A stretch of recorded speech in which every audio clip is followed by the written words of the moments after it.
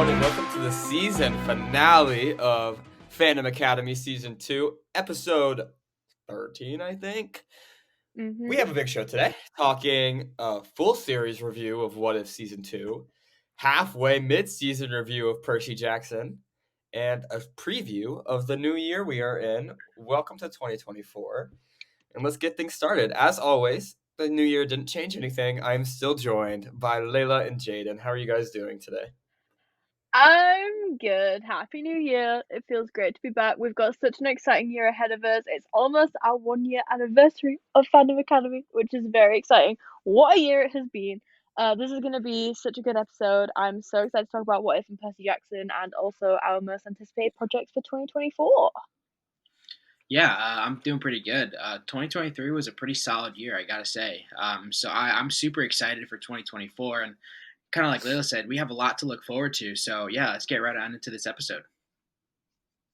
And we're going to kick things off talking about our journey into the multiverse for the second time, looking at What If Season 2. Layla, take us away. Yeah. What If Season 2, I was really surprised by. What If Season 1 was a great show. It had some really memorable moments, but it was always kind of near the bottom of my like Disney Plus show rankings because it wasn't like mind-blowing or like as exciting as the other shows. But season 2, I was really, really taken aback by. Like I really enjoyed it. There was some great moments in there. So many incredible characters being either reintroduced or carried on from season 1, like Captain Carter, and even more names. The episodes were great. We got some great storylines. We got a new original character, Kahori, which had an incredible debut in the MCU, by the way. That's like one of my favorite episodes of the season. But yeah, I wrote my full review for it on the Agents of Fandom site, which you can go and read now. But yeah, let's talk about our favorite episodes. I'll kick this off. My favorite by far was probably for the nostalgia reasons, but episode 3, I think it was What If Happy Hogan Saved Christmas. Just being back at Avengers Tower with like Maria Hill and like the original 6 Avengers and like throwing Christmas into the mix was like perfect. I was so happy the entire time. Happy Hogan is such an icon, and just getting all the Avengers back together, and also Justin Hammer. Like we have not heard from this man since he was in Iron Man 2, which was so long ago.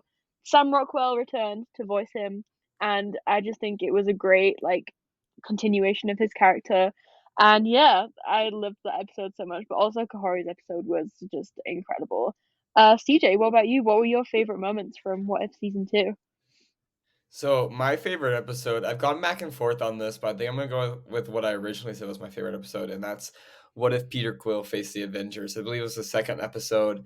I loved it. This was probably the most fun episode of the season. You got a really fun Avengers team. You had Hank Pym, the Winter Soldier, T'Chaka. It was a great, great team. It was a lot of fun, and honestly, it was the most tolerable Hope Van Dyne has ever been. So that was pretty awesome to see. Real. And I loved it. I love the arc we got to with Bucky and with Peter Quill himself. I thought it was really cool. Ego still remains one of the coolest villains. I think Kurt Russell does a phenomenal job. I'm actually not sure if Kurt Russell voiced him in this. I want to say he It did, but if he sounded kind of didn't, like it. the voice actor got I him think Yeah. it to a was. T. Yeah. Yeah. It was a lot of fun, and I think that was my favorite episode, but also I really loved the Captain Carter, Steve episode where Steve was the Winter Yeah. Soldier-ish character, and it actually turned out to be the Red Room. I thought that was a fun twist. I thought when they went to that little fake America with all the animatronics, I was like, this is so creepy and freaky, and I love it. And it hmm was a lot of fun. There's some great moments this season. Yeah, I think. Also, with the Go ahead. you go, Jaden. Go ahead, Layla. You got it. I was just gonna say with the Avengers one, the Peter Quill one, the fact that Howard Stark talked Bucky Barnes down from an execution when Bucky literally killed him, Crazy. like in Crazy. our timeline, was like so hilarious to me. Like the combinations of characters were just like, how did they even put these together? That was one of my favorite moments. Yeah, I think for me, my favorite episode, probably besides Kahori, would be when Hela met the Ten Rings. That was honestly a storyline that I did not know that I needed, and it was so much fun. And her becoming like this all light being was absolutely sick. Like, I honestly wish we could have gotten something similar to that in the actual MCU, but unfortunately, they had other plans for her. But just to kind of go back onto the Christmas episode with Happy Hogan. So I think, Layla, you haven't seen it, but I don't know if CJ has. That whole storyline was kind of adopted from Die Hard, which was actually because I had just recently watched the Die Hard movie, and so watching that back and being like, "Oh my god, this is totally Die Hard," was a lot of fun, and I thought that was super cool. But yeah, hot take. I didn't really like that episode because it was so similar to Die Hard. It kind of felt like a story I'd seen before, and like, I don't know. It just didn't like really grab my attention. It just kind of felt like almost like a season 1 episode where it wasn't really like bad, but it just kind of felt like it had something I had seen before. Whereas a lot of other episodes felt like something completely new, which I guess. But oh fuck, Darcy, I'm blanking on her name. I literally had it 2 seconds ago. What's the actor's name? Kat Dennings. Bring her back as much as fucking possible. She is amazing. She is so funny. I was rewatching Thor: Love and Thunder the other day. I'm just like, I need more Darcy in my life. Get her in anything. If she's in Agatha, if she's not in Agatha, put her in Agatha. Write her in Agatha. If she's not in anything, write her in. She is hilarious. But Jaden, I want to go back to the 10 Rings episode too. This might be like, I don't feel like I've rarely ever seen Cate Blanchett play a good guy, and it was very refreshing. Like, it was very, very refreshing, and I loved it. I love Cate Blanchett. I love Hela. Hela's one of the coolest villains I still think we've ever gotten. Absolutely. She's so badass, and this take on her story was so cool, and kind of see how the Talo community kind of saved her from the path she was on and turned her into this super powerful good being was really, really cool. And the fight with Odin, I really, really enjoyed too. That was definitely another highlight for me. And she was also low-key funny as fuck. Like, she was funny. She has humor. Yeah, she was. I would have loved to see that, but you know. I think Hela is like one of the most shit. Right. I think Hela is one of the most like underused villains in the MCU. Like, Ragnarok is one of my favorite MCU movies, but I think it's one of the best. Yeah. It is. I could have watched a 10-hour cut of just Hela being Hela. Like, she was hilarious. I love it so much. And I would just have loved to see more of her character in live action, but the fact that we got her back in What If Season 2 was perfect, and it was such a good episode. I really wish they picked up the story because in the comics, Hela and Thanos had like a little romancy type thing. I wish they would have used that a little bit more and had her continue into Infinity War and Endgame a little bit. Because I don't know how you watch the cut of Ragnarok like before the movie's release. I don't know if you're Kevin Feige and you're watching this movie and you're not like, no, we need Cate Blanchett back. Right. Like, it can't be a one and done. Like, she is phenomenal. Even the funniness comes through in Ragnarok, too, with all the sarcastic comments. Like, I remember when she invaded Asgard, and she's having that conversation with Karl Urban's character. It's just, like, phenomenal. It's so funny. Good. Yeah. Hela is a great character. And, like, basically, I can't remember when exactly it was. I feel like it was either after the finale or, like, halfway through Season 2. They, like, released a teaser for Season 3 of What If, which I feel like we skipped a chapter here because I had no idea that was, like, confirmed. Like, was that? And it said coming soon, too. Is it coming this year? Like, I had no idea. So weird. That was so random. I'll take it, though. My favorite thing about this What If Season 2 maybe was even the daily releases. The daily releases was so much fun, especially leading into Christmas. It was like I had a little bit of advent calendar of Marvel stories every day. Yeah. It was so much fun. And it's something that I think that model could work with a lot of shows. Like, I'm curious to see how this Echo Drop goes because I don't really love the binge model. But I think even with like something as big as an Echo show or like even honestly a Daredevil Born Again, I would be fine with the daily release. I think it's fun. It keeps people invested day after day. And that way you don't have, because I remember She-Hulk had a lot of issues online with people like complaining, where's Daredevil? So I think that kind of could be a little bit of the reason why Echo's getting a day one, everything's dropping type release. I think Echo could have been cool as a daily release too. That way you still get like, for some reason, Stranger Things is popping into my head. I think Stranger Things would work really well as a daily release because they always do the binge drop with that. And it's so hard to keep up Because as hard as I work to watch that show immediately when it comes out, the stands on Twitter work fucking harder. Yeah. And I will get shit spoiled It's impossible. every single season. So I think doing a daily release would work well for shows like that too, because then you have, it's essentially the binge model where people can still choose to binge, but you're also saving people from spoiler culture, because spoiler culture is so damn bad right now. Terrible. It is terrible. Yeah, well, What If Season 2 is great. We will look forward to Season 3 whenever it may be. It says soon. Who knows if we'll get it this year. Maybe we'll do it like a similar time as last year, like for the Advent calendar vibes. But it was a great season. And yeah, so moving on, talking about TV shows, there's an incredible one happening right now in the Percy Jackson. Jaden, take us away. Yeah, so Percy Jackson and the Olympians. We're now halfway through the series here. We're at episode 4, I believe. Yeah, and I don't think we talked about 3, did we? Yeah, so we're gonna. I don't think we did. Yeah, so we're gonna talk. Yeah, so we're gonna talk 3 and 4 because they were super jam packed. So we're gonna start with 3, which was a lot of fun. I'm blanking. Medusa. I'm blanking on who the actress's name was. I know it's the last name's Parker. Jessica Kennedy. Yes. She killed it. I loved her as Medusa. And I feel like that little on-screen tension and chemistry between her and Percy and the rest of them was a lot of fun, very interesting. I liked how we saw Ferdinand again, which was Grover's uncle. And they actually dive a little bit into that with Pan and everything and his that god's disappearance and the searchers and all that. We'll get into that later, but yeah, it was really cool. It was a really good episode. CJ, what did you think of episode 3? I loved it. I thought Jessica Parker Kennedy, we got the order mixed up a little bit, but I just Googled it, so we're good. But I thought she killed it as Medusa. Uma Thurman was so iconic in the other movies, so I was kind of worried that this actor would kind of be set up to fail, but I thought she killed it.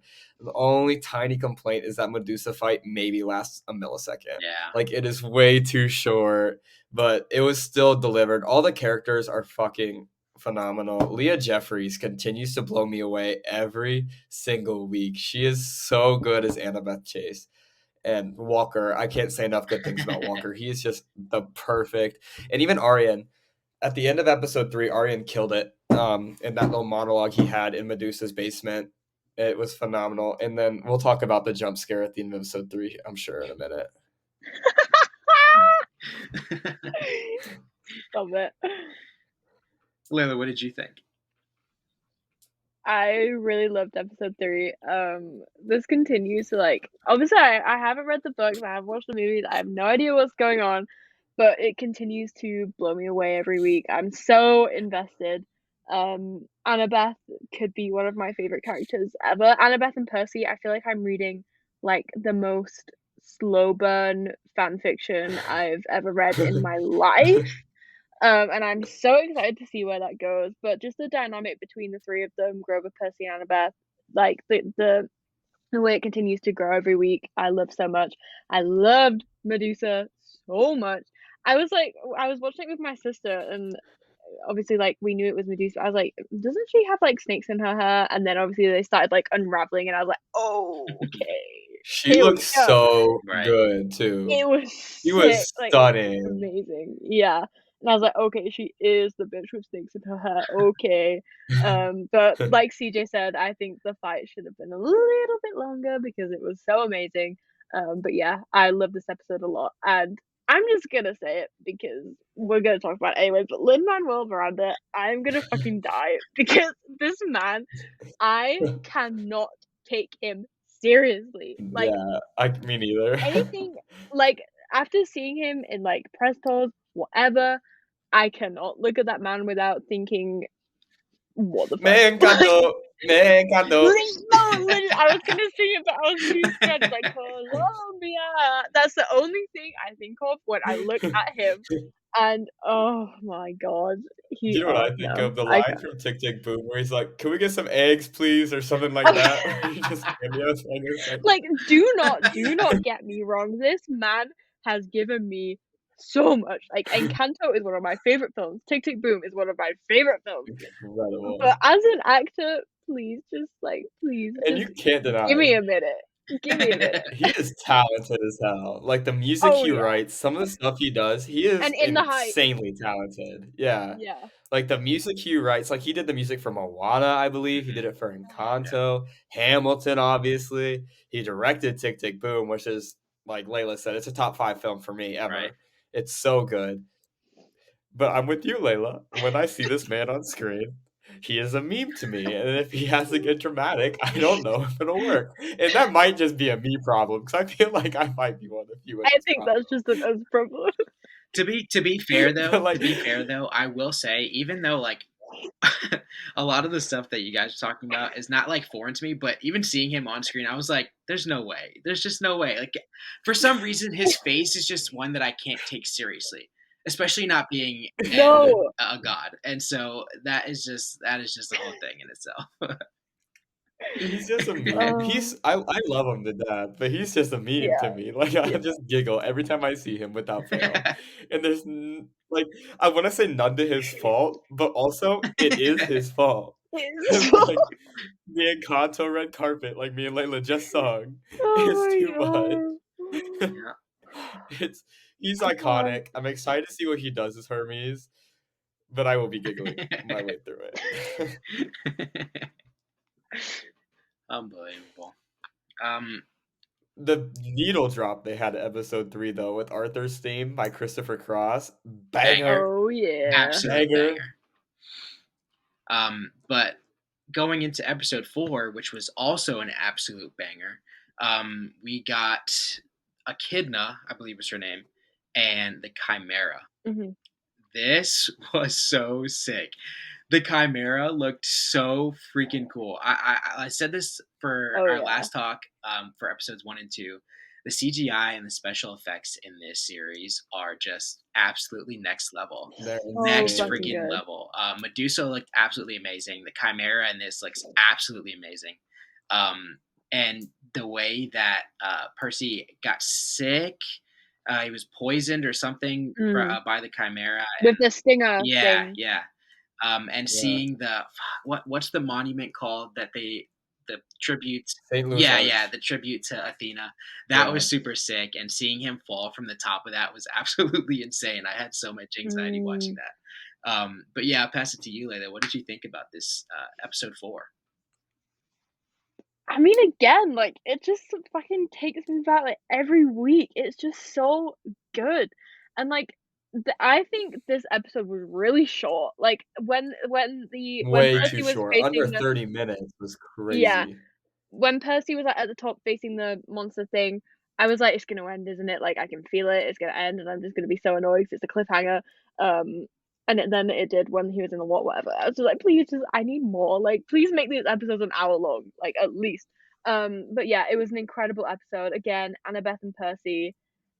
When he did the switch with Annabeth, like when she was about to like send so Percy and clean. Grover off, I was So just like, good. So clean. like the gas. Annabeth, you goofy bitch, Right. you fell for it. No, literally. I was like, oh my god, Percy, please. Like, you're gonna get yourself killed. I feel like he's just this thing I need to protect with my entire being. Like, I need to, like, put him in my pocket and, like, keep him safe. Yeah, incredible episode, incredible CGI, incredible everything. I love the three of them so much, Annabeth, Percy, and Grover. And yeah. And also, the scene, like, okay, we didn't even give a spoiler warning, but spoiler warning. Spoilers. Like, the last... Oops. Like the last scene where he's underwater and like the whatever it is like Looks just so breathe. good, by Like way. the callback to him in the pool with his mum. I was just like, please just send me to my deathbed Just now. breathe. Like Just I breathe. need just breathe. Like also the casting for young Percy is fucking like the best thing I've ever seen in my life. It's Like crazy. that is It's insane. literally perfect. It's Yeah. insane. Like they had to like go in some like I don't know FBI database and find the person who looked closest to Walker and just call them up. Yeah. Like that had to have been what happened because it's phenomenal.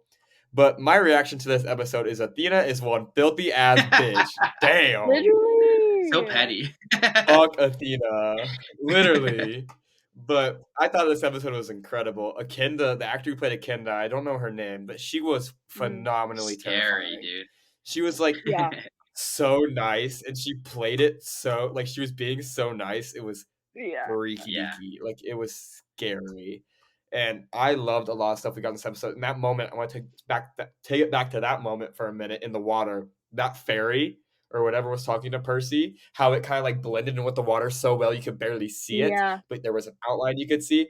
Fucking phenomenal. That's VFX is crazy. That probably Mhm. took so much work, and it looks amazing. And It's that amazing. callback too is super, like, kinda cool to think about, because knowing that Poseidon knew that and told the fairy to say, "Just breathe," means that Poseidon has Has been been, watching exactly. Percy and really Yeah. hasn't been, like, abandoning him like Percy thinks. And that's also kind of a weird thing, because like, you see in that moment, Athena left Annabeth to Mhm. die. Just said, "Fuck you, bye." Whereas Poseidon It's stepped in. Poseidon stepped in and Yeah. helped. That's kind of a big deal. That's good. I'm can't wait to see more about it next episode. I'm sure it's gonna be addressed. Because Mhm. before this episode, they were very much flipped. Annabeth had full trust in her mom, and Percy had little to no trust in his dad. And I feel like after this episode, it's gonna completely switch after Athena's betrayal to Annabeth and Poseidon saving Percy's ass, because that boy was dead to rights. Such a good Mhm. episode.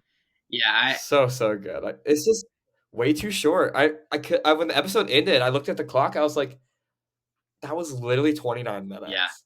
Like, I Yeah. think the other episodes have all been around, like, 45, so that was shocking to me. yeah, absolutely. Yeah, but it's a lot of fun going in this as like I mean, I've read the books, I've seen the movies, but so long ago to kind of like now I'm kind of seeing all this stuff for the first time.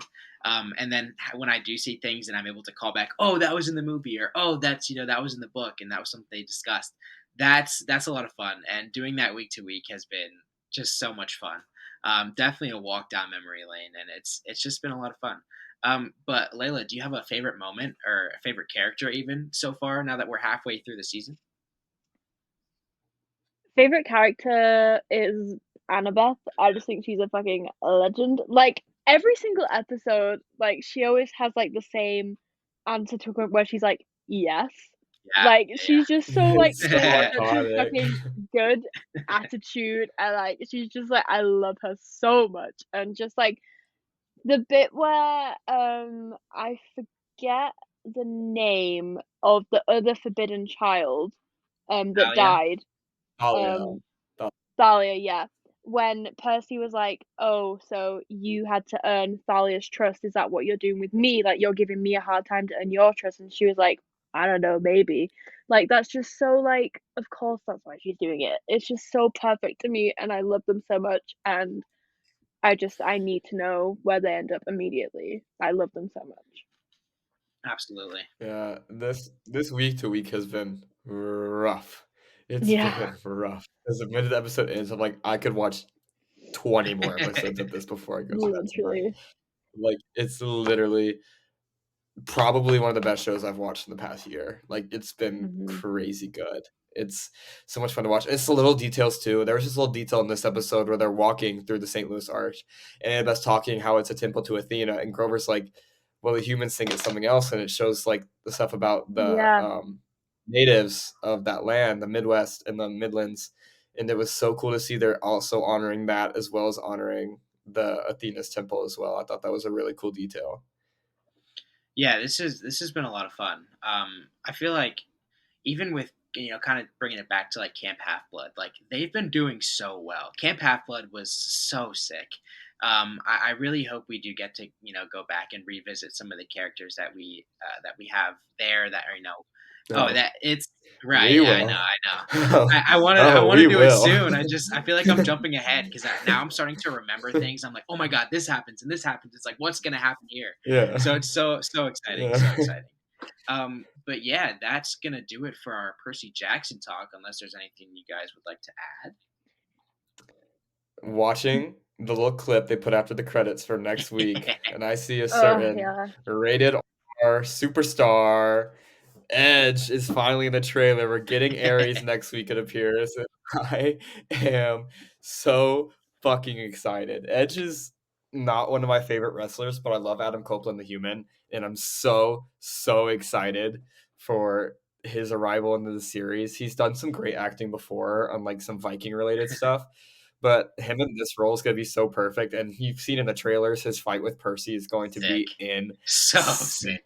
It's going to be insane. And I cannot wait. Absolutely. Well, yeah. One more go ahead. detail. I noticed the volume was in this episode. And if there's one thing about me is I hate the fucking volume. It was in the Percy flashback with baby Percy, and he was speaking to like in his dreams, and he could see it, and I was like, the volume doesn't look good. Yeah. Loki, I forget what is that exactly? Because I forget. The volume is just like it's just like this gigantic room of LED boards where they like make the scenery on the LED board and they shoot in there. Okay. It's supposed to make it look super realistic, but like they've used it for like I think there has been some good uses of the volume. I think the Batman is phenomenal. I think the Batman's use of the volume is great. Whereas I don't think it looks that good here. I don't think it looked that good in Thor Love and Thunder. And there's just some things where it's just like it can look good, but I think it's really just like in the vast open spaces, like where there's not a lot going on. I feel like it's so clearly obvious that it's the volume, and that kind of takes me out of it a little bit. Because like in the Batman, there was a lot going on. There were skyscrapers, there were sunsets, there was cars driving around, so it kind of made it easier to disguise itself as though they're actually just in a big city. Whereas here, they're obviously not on a gigantic sand dune. Like, it's you know what I'm saying? Like the difference is there. Absolutely. Yeah, I didn't even know that was a thing. You learn something new every day. But yeah, I'll kick it to you, CJ. We're going to do our 2024 preview, and we have a lot to look forward to. So, CJ, take it away. 2023 gave us the best movie ever, Anyone But You. So I don't know how 2024 is going to top it, but I have some ideas. We'll get to that in a minute. It looks to be a really, really, really strong year of movies. We have some big titles like Deadpool 3, Dune 2. We have a new Planet of the Apes movie coming out. So many big blockbuster movies coming out. Madam Web is coming out. I know me and Layla are excited for our Morbius. The Morbius verse is expanding and no one is ready. No one. But I'm ready. But me and Layla, of course. We're the only ones who are ready. We will be seated. But anyways, there's a lot more going on in 2024, and we're going to talk about our most anticipated stuff right now. And we're going to start with something that releases next week. Actually, I think a week from day of recording. And that is Echo. Alakwa Cox is returning for the first time since Hawkeye, and then the first ever mature rated Disney Plus MCU show. And I believe this is the first time the MCU has gone R or mature at all. Correct? So, yeah. Yeah. So this will be a lot of fun. You have Vincent D'Onofrio coming in playing Kingpin. He looks to be a series regular. If you've watched the trailers, you know a certain Charlie Cox is going to show up. And to be honest, the thing I'm most excited about in this show is seeing more of Alakwa Cox's Echo. She was phenomenal in Hawkeye, especially in those latter episodes. I thought she was so fun, so easy to root for. And her look in that last episode with the hair down, she is going to be so much fun in this show. And just seeing some of the clips I've seen from the show and the trailers and stuff, I'm like, she is so badass. I'm so excited to watch her perform. What are you guys most anticipating from Echo? Yeah, I guess I'll kick it off. So the reason why I fell in love with shows like Daredevil, like Jessica Jones, and like all like that Defenders era of Marvels that was on Netflix is because of how intense it was and the action. And every once in a while you'll see some blood. Like I love that stuff. And like on the street level, those are my those are my favorite type of like Marvel stories with a bit darker superheroes, with the morals, the balancing of good and evil, that kind of stuff. That's been so much fun and been like my biggest thing in terms of Marvel, what I've loved the most. And so Echo is just going to be a continuation of that, and seeing Daredevil back in his red suit, back in New York, and it looks like he's going to be going up against Echo. I don't know if they're going to have any sort of positive relationship. I know they are going to have a common enemy, so I don't know if it's going to be like an enemy of an enemy is my friend sort of thing. But that's going to be a very cool dynamic regardless. Kingpin is so cool with his eye patch, and He's freaking hulked out. He looks so good. I'm so ready to see him, and he's going to be brutal. He was brutal in Daredevil, and so I'm ready to see that kind of continue here. But yeah, I'm also very sad that it's only 5 episodes. I don't know if the episodes are going to be a bit longer. We like we said, I hope like we said, so. they're going to be binge style, where all 5 are going to be dropped at the same time. Which I'm a little nervous about, only because with 5 episodes and not really knowing their run times yet, I don't want it to end too soon. But yeah, I'm super excited about this. I Layla, what do hope you for the think? life of me that Marvel has underestimated Echo. That's why they've put it in a binge format, and that everyone is going to prove them wrong. Because I want everyone to like stream all the episodes on the first day, like get really into it, create so much hype around it for Marvel to realize that they shouldn't have made this like this little show that they've kind of pushed into a corner because they're releasing all the episodes on one day. There's only 5 episodes. They're probably going to be short episodes. That's why they're doing it all in one day. And I want them to like realize that they shouldn't have done that. And I hope I really wanted it to get like the spotlight that all the other Disney Plus shows were getting. I think Echo is a great character. Everyone loved Hawkeye as a show. She was such an amazing character to bring into that show. So now that she's getting the spotlight, she really deserves to get the hype and attention that all the other characters are getting. I am so excited. I've said since day one, I'm so fucking excited for Echo. She's a phenomenal character. I'm a bit biased because I'm a huge Daredevil fan, but the fact that we're getting more Daredevil and Kingpin combined with this amazing character of Echo is just gonna be like fucking crazily good, and I'm so excited for it, and I hope that it gets the attention and the recognition that it deserves. I think it's gonna be great. Basically echoing everything Jaden said, I'm so excited. Like Daredevil is one of my favorite shows because of its like brutality and the violence in it.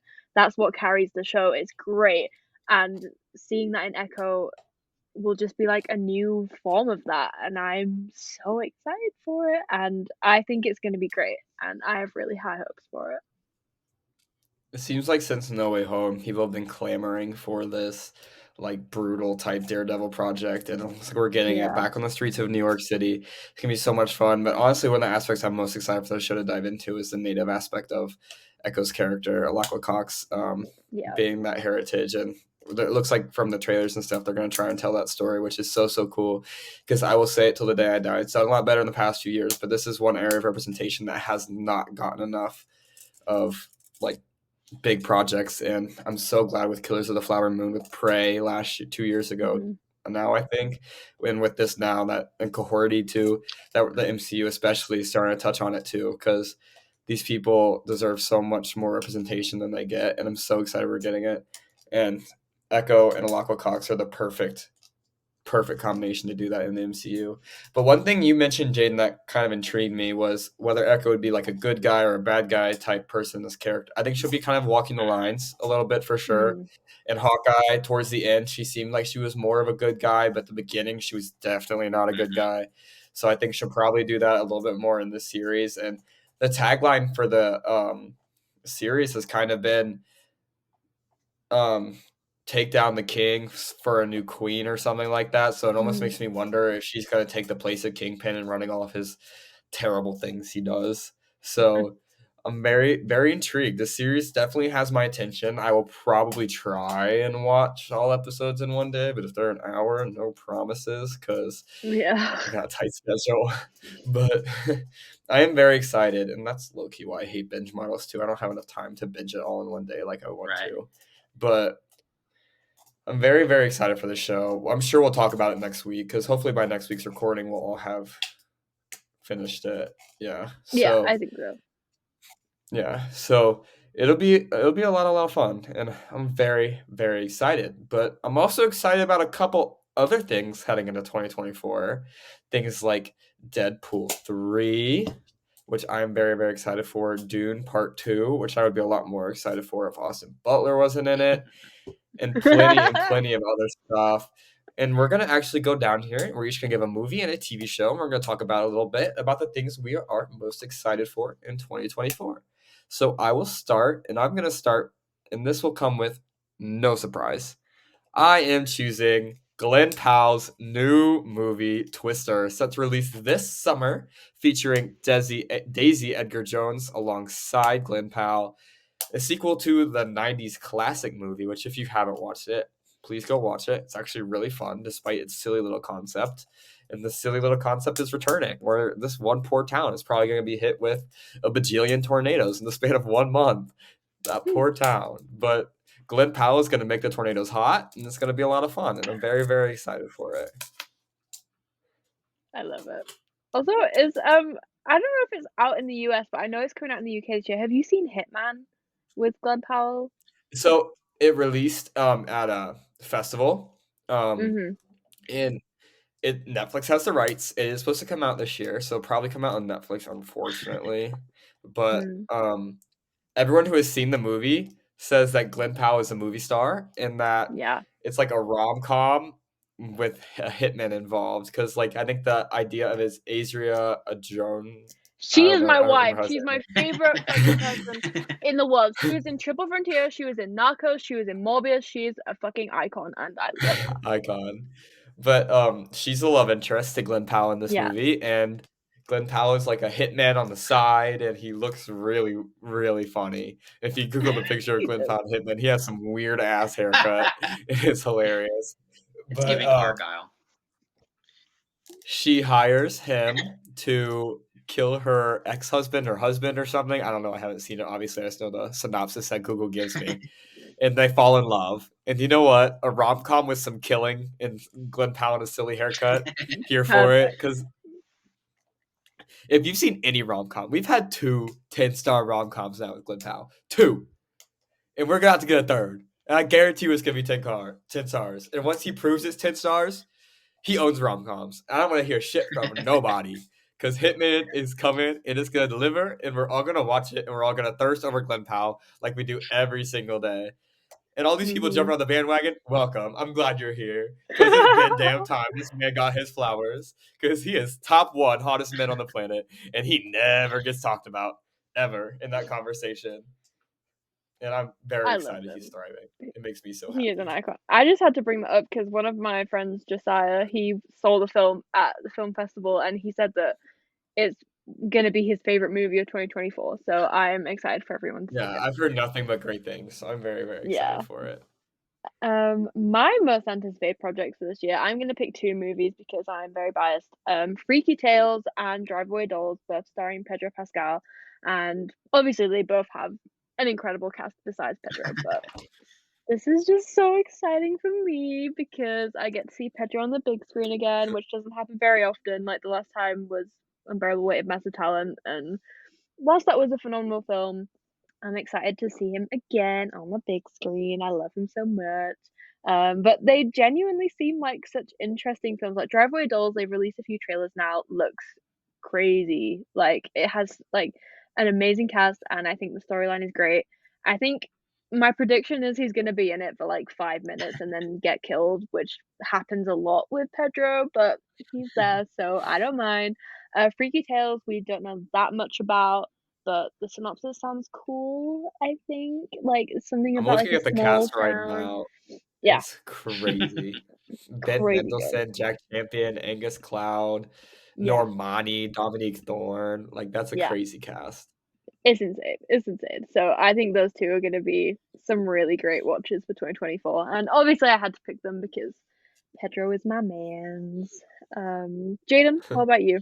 Yeah, so for me, it makes sense, of course, being that he was such a star, being Ken.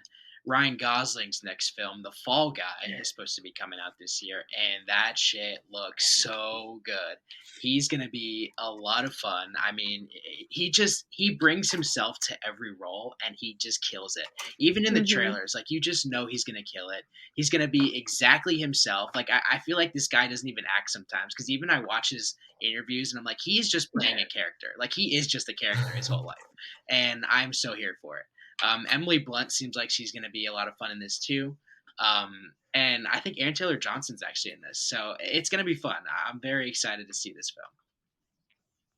Stephanie Shu is also in the Fall Guy. She's listed under IMDb, and I love me some Stephanie Shu. So that movie looks a lot of fun.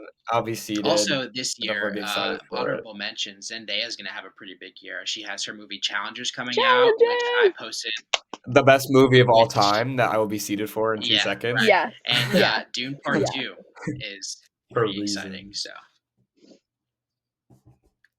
yeah, Zendaya, God, when wish. her movies are in theaters, I'll be there.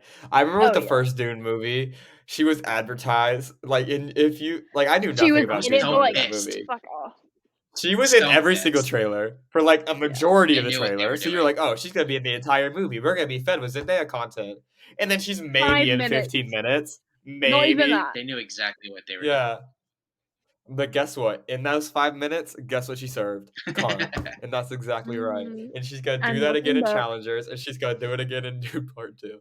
And also, Challengers looks so cunty. Like, I don't know if I've ever seen a trailer look so cunty. The post no one else as well. but Zendaya. Yeah. Oh. Like, that haircut she has in the second half of the trailer where she, like, grows older and cuts her hair. Oh my cunt. She is mother. Like, I have always said Zendaya is the hottest woman on the planet, and she does nothing but prove me correct. Nothing but prove me correct. That's very, very excited. Also, who doesn't want to watch a threesome on the big screen? Right. I know I do. Exactly. I'll be seated. I will be there. Also, brothers fighting, or are they brothers or best friends? I hope they're not brothers, because then threesome would be really I don't think weird. They're yeah, I don't know about that. But them fighting over Zendaya is so real, because I would also fight to the death of my best friend over Zendaya. Oh my god, yeah. Any sane person would.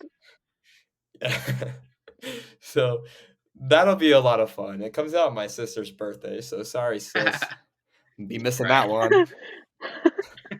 Bye.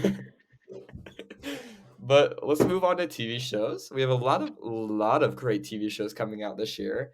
And I'm going to be zero surprise here because my favorite, most anticipated show is Heartstopper Season 3 coming this summer. I think they wrapped up filming recently, or if they haven't wrapped it up yet, they're about to.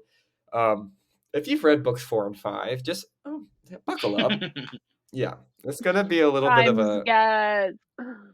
It's going to be a little bit of a sad journey, but as Heartstopper always is, they mix the sad things in with the most heartfelt moments you've ever seen in your life, like playing 7 by Taylor Swift, and one of the saddest moments of the show, and just absolutely stealing your heart and making you sob. And Kit Connor and Joe Locke, I cannot say enough good things about those two.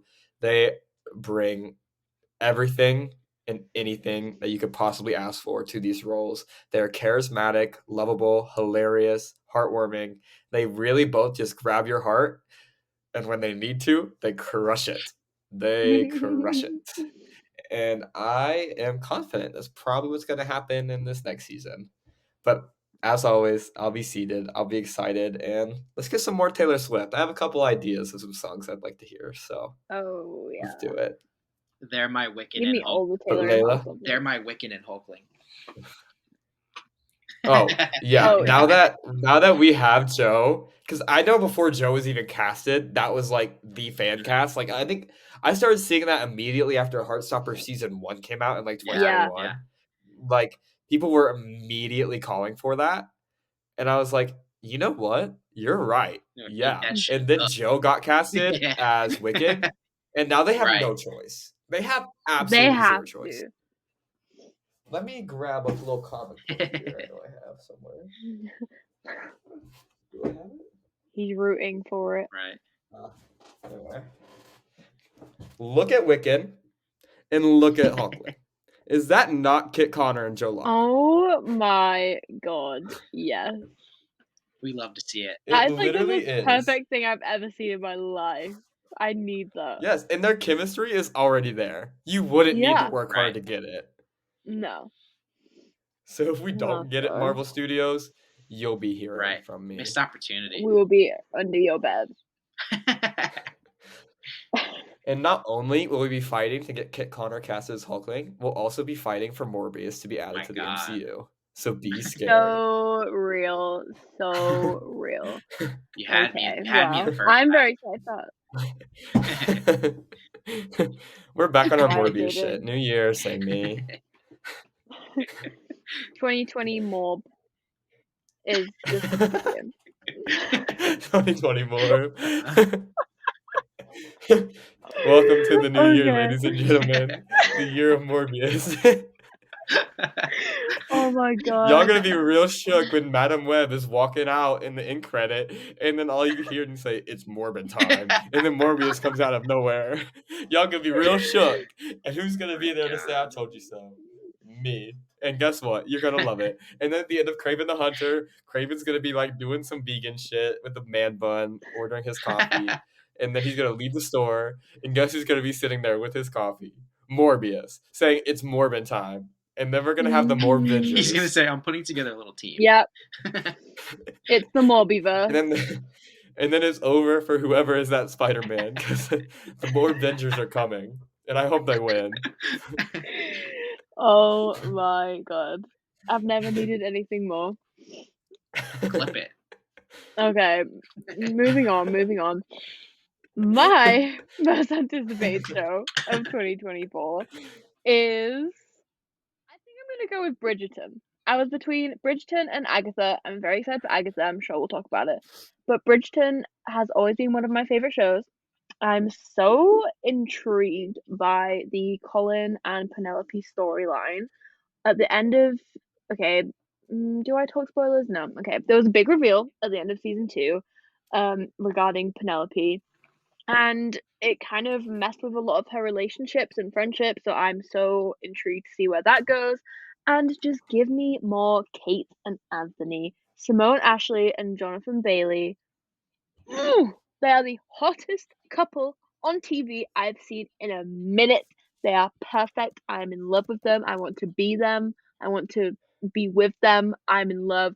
I'm so excited. I love the Bridgerton world. It's going to be great. And I'm very excited for it. I love Jonathan Bailey.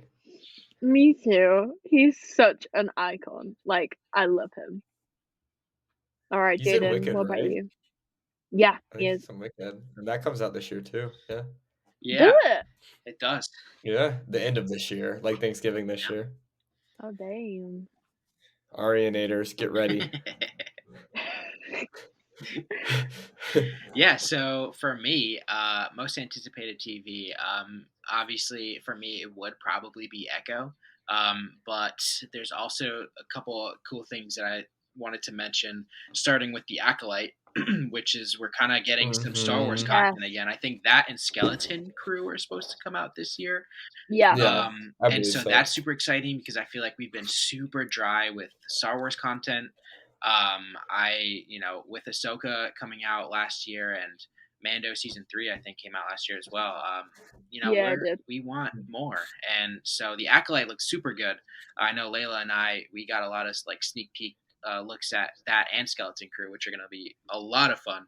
So I'm super excited for that. And also in the DC world, which will kind of kick off the whole, besides Peacemaker, kick off the DCU television series with the Penguin, the spinoff for the Batman. And I'm hella excited for that because Colin Farrell absolutely killed it in the Batman, and he's going to be a really cool Penguin. And I would love to kind of unravel that story. And so, yeah, those are definitely my probably most anticipated for the year. Those will definitely be a lot of fun. I'm very excited for the Acolyte. I love Amanda Sternberg, and I'm so excited she gets this starring role in this show. Also, that time period that the Acolyte takes place in is so untouched by Star Wars like lore. They can do so much. So excited.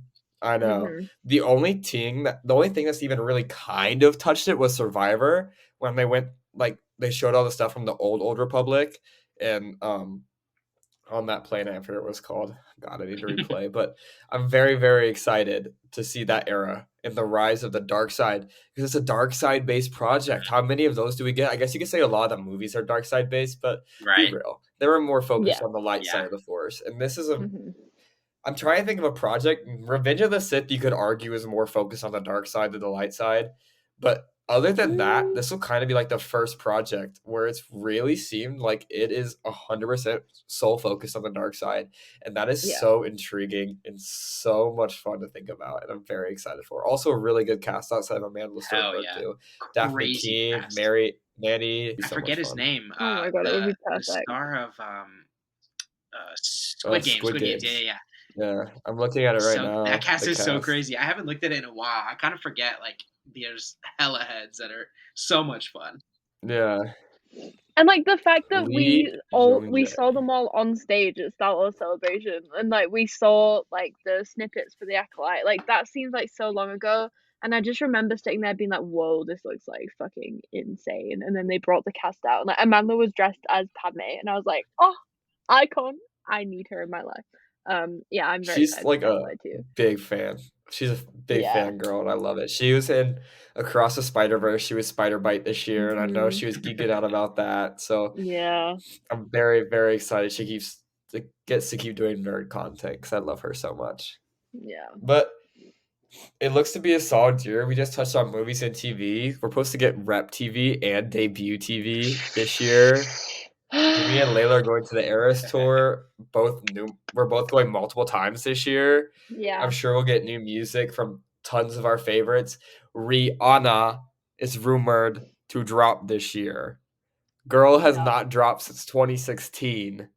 That's a big deal. Not an album. The only music we've got for her since was like, I think a feature here and there, and then the Black Panther stuff. So great. Which is crazy. So when she drops, it'll be crazy. We're hoping that's this year. And while we're talking music, you know Deadpool 3 is about to have a banger soundtrack. A banger soundtrack. Especially if Taylor Swift has anything to do with it. So, I was saying this in the Phase Zero chat earlier. I was like, they need to put the trailer to a Reputation Taylor's version, either a Vault track, which is like the most badass thing you've ever heard in your life, or like Ready for It, but Taylor's version, and do or something. Yeah, and Taylor's version, and then the album drops, and then she's in the film, and then everything connects because she's a mastermind, and yeah. And for the first time in our lives, we can look back at last week's episode and be like, we didn't clown. We didn't clown. And that'll be so euphoric to say because we clown so often. It's too much at this point, honestly. But unless anyone has anything else they'd like to plug about the year of 2024, this will be our episode. Looking forward to season 3. Just Agatha. And also Agatha, Coven of Chaos, Dark Hole Diaries, whatever the fuck it's called now. Yeah. Look forward to that. I'm sure we'll talk about it more nearer the time and do like a primer episode because there's so much to talk about regarding the show, and hopefully we'll get like a full trailer soon. That show's gonna be so much fun. Yeah, so we'll talk about that more. Here's Zamada.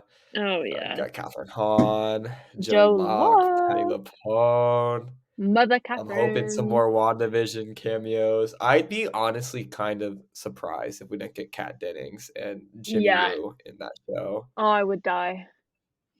I need Jimmy Woo content. Ant-Man. We got some in Ant-Man, but like Ant-Man was bad, so I forget it. And like I want to remember him being good. So let's put him in this because this show is going to be so much fun. And it coming around Halloween, so campy, so perfect. I'm very, very excited. But that will wrap up our season finale of Fandom Academy. We are never making an episode again. Bye! We'll be back next week for our season premiere of season 3. And it's a big show because not only is it our season premiere, it is our 1-year anniversary show. We have a lot of fun things planned. We're going to make it a big episode, as well as talking about Percy Jackson episode 5 and our full series review of Echo. So make sure you're following the Fandom Academy on all the socials and hit the notification bell so you don't miss out on any content. You can find all of our stuff across YouTube, Spotify, and Apple Podcasts. You can find me anywhere you search at CJDar_ typically, But I'm sure if you search that, I don't pop up, my name will probably just pop up anyways. I have some fun stuff coming. I'm currently writing an article about 10 stars, some of which we talked about today, who are set to break out in 2024. And yeah, been a great season. We're down 2 of these now. Layla and Jaden, where can the people find you? You can find me anywhere at FalconsNet as always. One of my New Year's resolutions was to get back into TikTok because last year I kind of fell off a bit, but we'll be back. Yay! I love making videos. Yeah, we've got a lot of fun stuff planned for our 1 year anniversary. I can't believe it's been a year. Yeah. Also, The Last of Us starts filming next month, so get ready for me to be an absolute pain in the bum. Yay! Yeah, you guys can find me pretty much all on any socials at jaden.cmduran. I have a huge bank of content that I've been creating and saving so that I can start posting again, either late January or start of February. So definitely keep an eye out for that. And yeah, I'm super excited for season 3 of the Fandom Academy Podcast and for 2024. It's going to be a good year. It's going to be a great year. And Layla, you just mentioned something that made me think. The amount of things that are filming this year, we're going to have plenty of It's news to talk about. insane. Oh my God, yeah. It's So, insane. Oh, yeah. yeah. So make sure you're keeping up to date with your favorite 3 idiots in the Fandom Academy podcast. No, 'Cause 2 we have idiots fun. and 1 kind of an idiot. Who's the one kind of an idiot? Jaden. Okay, valid. I'll take that. Well, someone I can confidently say is not idiots is all of our listeners, because you found yourself in the right place. So we love you guys. Y'all are not idiots. We are. But that'll do for this episode. What a great way to finish season 2 by calling all of us idiots. Oh, what are we doing? All right. Bye, guys. Bye, Slays. See you in season 3. Happy New Year. Fandom Academy will return.